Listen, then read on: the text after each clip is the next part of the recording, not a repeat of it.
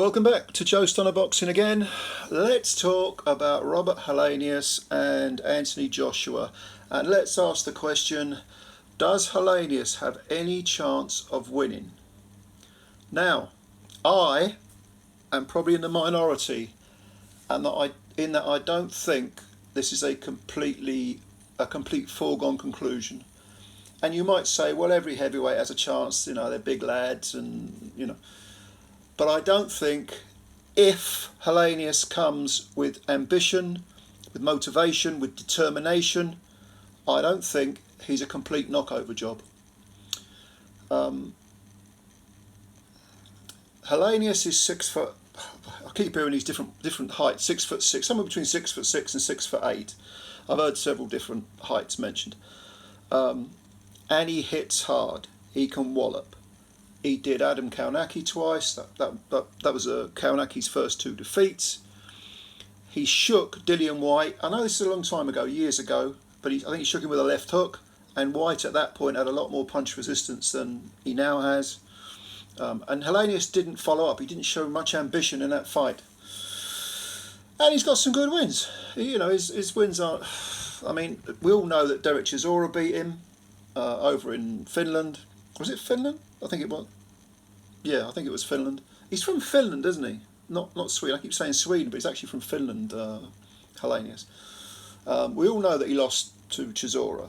But, when he's motivated and when he shows some sort of willing, a man of that size who hits hard could theoretically exploit a man in AJ who psychologically has shown a lot of timidity.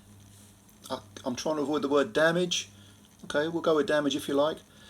But someone who, after the second Usyk fight, as you know, he had a complete meltdown.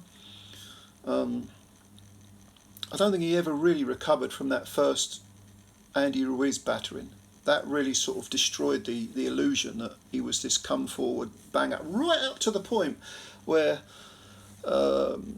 Ruiz nailed him. Because don't forget, Ruiz was on the floor just before AJ himself was badly shaken and floored.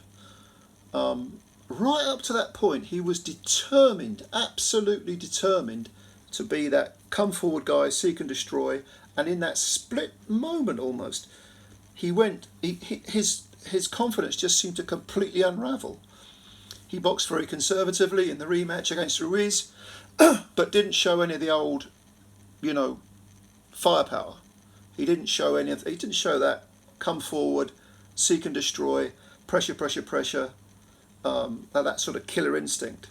But if you look at him in the first fight with Dillian Whyte, he did have that killer instinct there. He went out to stop Whyte in the first round, and he was letting all sorts of punches go, and he didn't mind that he got shaken badly in the second round. And he came on, he held his mentally, psychologically, he was on it, absolutely on it in that fight.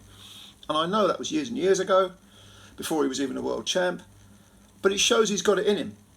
Now, the question is, does he have it in him right now? Most people would say no. I would have very, very serious doubts that Anthony Joshua, come fight night, will want to just go straight at Helenius.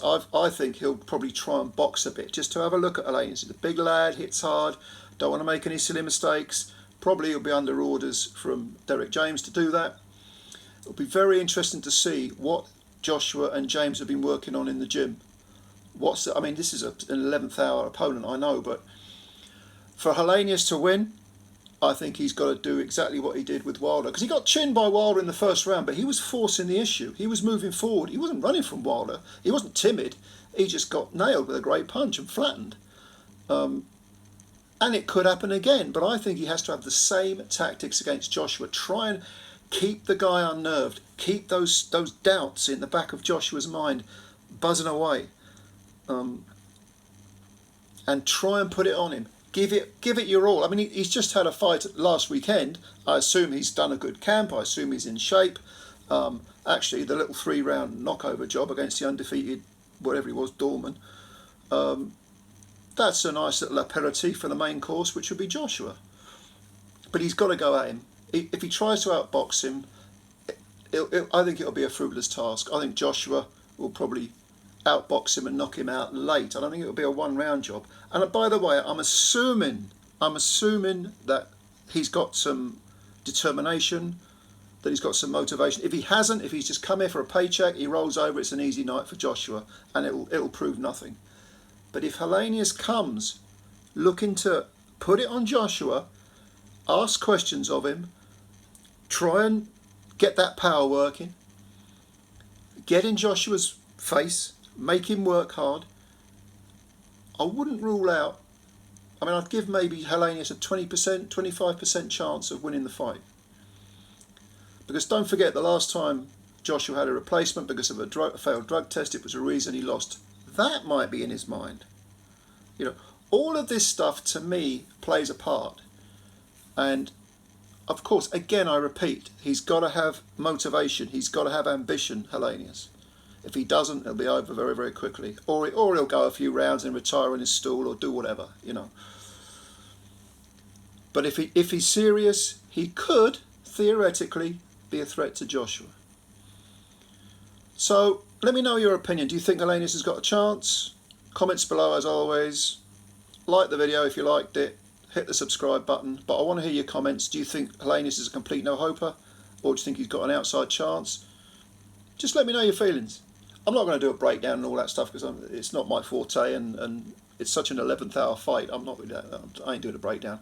But I would not rule Helenius out. I don't think he's a complete no-hoper. Joshua, a rank favourite. And if Helenius beats Joshua, I've seen stranger things. Don't forget, I go back to the day when Buster Douglas knocked out Mike Tyson. You want to talk about shocks? That was the one to end it all. When that happened, I couldn't believe it. I actually thought I'd dreamt that. The following day when I woke up, I thought, I dreamed that. It was that much of a shock. This wouldn't be that big a shock, but it would be an upset. No question about it. And where would Joshua go if he did get knocked out? So leave your comments below. Let me know what you think. And thanks as always for your time. Subscribe to the channel if you're new. And bye for now.